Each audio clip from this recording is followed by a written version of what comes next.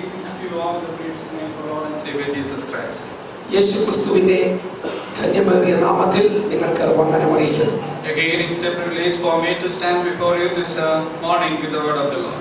ഈ രാവിലെ ദൈവവചനവുമായി നിങ്ങളുടെ നടുവിൽ നിൽക്കുവാൻ എനിക്കിടയായത് ഒരു ഭാഗ്യമായി പദവിയായി ഞാൻ എണ്ണുന്നു. Every opportunity I get to share from God's word, I count it as a most important privilege in my life. ആ ദൈവവചനവുമായി നിൽക്കുവാൻ എനിക്ക് ലഭിക്കുന്ന ഓരോ സന്ദർഭങ്ങളും അത് വലിയ പദവിയായി തന്നെ ഞാൻ എണ്ണുന്നു.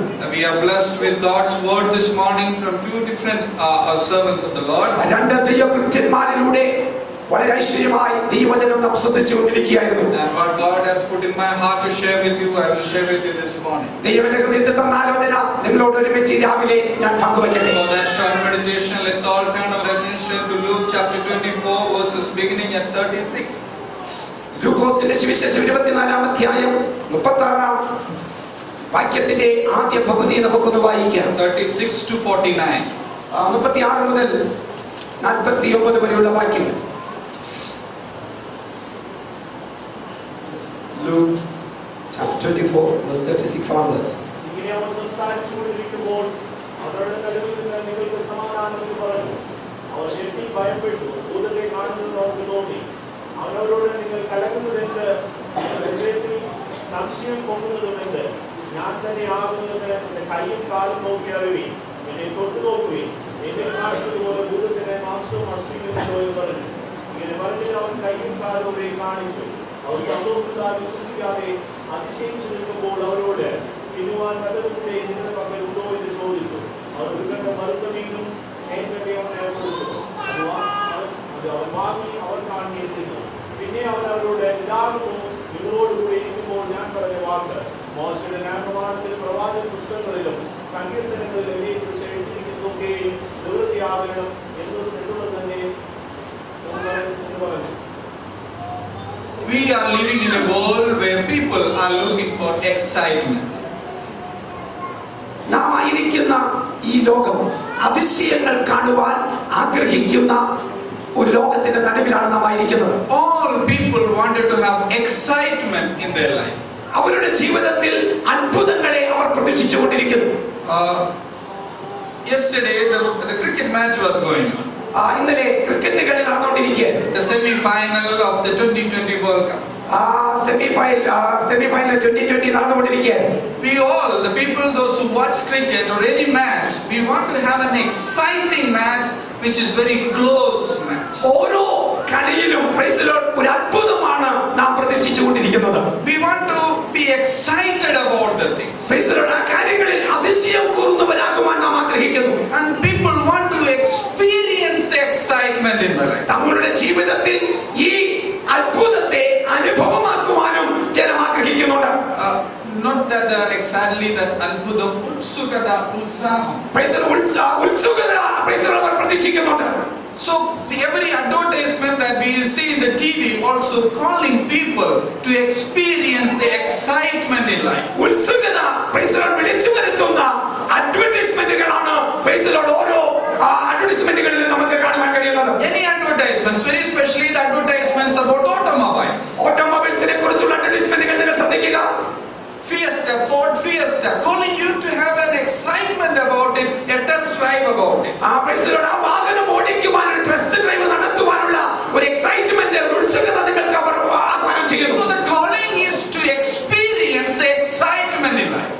ഉത്സുകത നമ്മുടെ ജീവിതത്തിന്റെ ഭാഗമാക്കുവാൻ ആഗ്രഹിക്കുവാൻ അവർ ഇതാ വിളിക്കുകയാണ്. Let me compare that the Christian life. നമ്മുടെ ക്രിസ്ത്യൻ ജീവിതത്തിലേക്ക് നിങ്ങളെ ശ്രദ്ധയിലിരിക്കട്ടെ. The Christian life is a life of excitement. ക്രിസ്തീയ ജീവിതവും ഉത്സുകതയുടെ മാർഗമാണ്.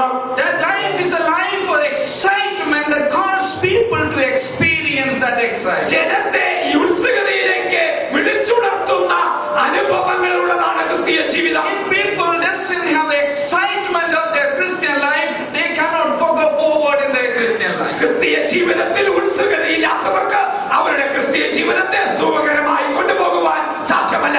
But the passage that we read this morning is a passage that about a group of people, those who have lost their excitement of their life. ഇവിടെ ഇന്ന് വായിച്ച വേദഭാഗത്ത് നാം കാണുന്ന ഒരു കൂട്ടം ആളുകൾ അവരുടെ ജീവിതത്തിലെ ഉത്സുകത നഷ്ടമായവരാണ്. The disciples of our Lord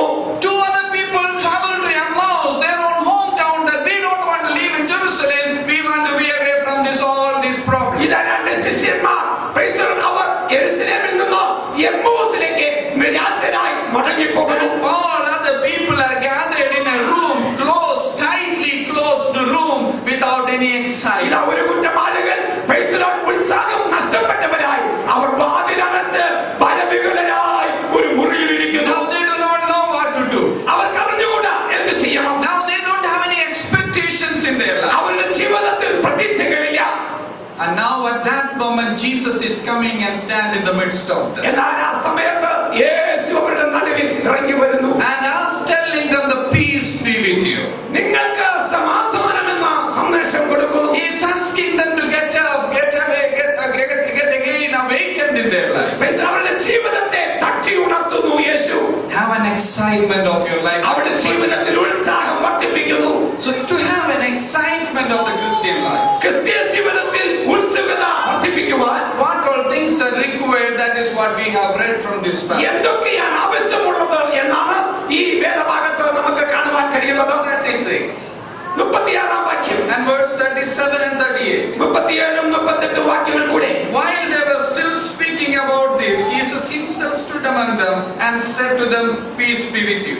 They were startled and frightened, thinking that they saw a ghost. He said to them, why are you troubled? And why doubts raise in your minds? Amen.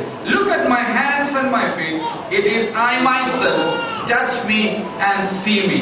A ghost doesn't have flesh and bones as you see me. The first thing that Jesus is demanding from these people, യേശു ഈ ഗ്രൂപ്പിനോട് ഈ ജനത്തോട് ആവശ്യപ്പെടുന്ന ഒന്നാമത്തെ now വസ്തുത, they are afraid. Our ഭയവിഹ്വലരാണ്. They don't know how to go forward in their life. ജീവിതം മുന്നോട്ട് നയിക്കേണ്ടത് എങ്ങനെ എന്നവർക്ക് അറിഞ്ഞുകൂടാ. To them, Jesus is saying one thing: യേശു അവരോട് ഒരു കാര്യം പറയുന്നു. experience my personality in your life. Praise the Lord. Hallelujah. എന്റെ വ്യക്തി ജീവിതത്തെ praise the Lord നിങ്ങൾ അനുഭവമാക്കുക. Experience my personality. അല്ലെങ്കിൽ എന്റെ വ്യക്തിത്വത്തെ നിങ്ങൾ അനുഭവിക്കുക.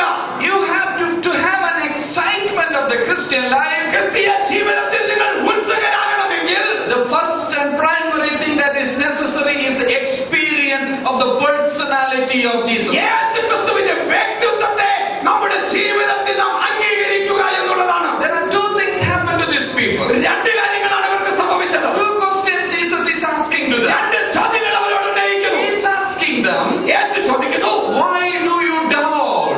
നീ എന്തുകൊണ്ടാണ് ഞങ്ങളെ സംശയിച്ചത്? When the doubts arise in the hearts, the excitement vanishes away. സംശയം അകത്തു വരുമ്പോൾ ഉത്സുകത്വം നഷ്ടമാകുന്നു. These people are doubted about many things now. ഇപ്പോൾ അനേകം വിഷയങ്ങളെ കുറിച്ച് അവർ സന്ദേഹമുള്ളവരാണ്. They have doubt about Lord Jesus Christ. യേശു ക്രിസ്തുവിനെ കുറിച്ച് അവർ സംശയിക്കുന്നു. They have doubt about His resurrection. അവന്റെ പുനരുത്ഥാനത്തെ കുറിച്ച് They have സംശയിക്കുന്നു. doubt about their future. അവരുടെ ഭാവിയെ കുറിച്ച് സംശയിക്കുന്നു. That's why He is asking them, why do you have doubt in you? അതുകൊണ്ടാണ് യേശു അവരോട് ചോദിച്ചത്, നിങ്ങൾ സംശയിക്കുന്നത് എന്താ? The question that they are asking to themselves is, the decision that we have taken is a right decision or not? Praise the Lord. അവർ എടുത്തിരിക്കുന്ന തീരുമാനം ശരിയാണോ ഇല്ലയോ എന്ന് അവരോട് തന്നെ So ചോദിക്കുന്നു. the decision to leave everything and started following this Lord is a right decision or a wrong decision? എല്ലാം ഉപേക്ഷിച്ച് യേശുവിന്റെ പിന്നാലെ യാത്ര തിരിച്ചത് ശരിയായ തീരുമാനമായിരുന്നുവോ ഇല്ലയോ എന്ന് സ്വയശോധന ചെയ്യുന്നു. There He is telling them, experience my personality. എന്റെ വ്യക്തിത്വത്തെ അനുഭവമാക്കുക. The second question, രണ്ടാമത്തെ ചോദ്യം, why are you troubled?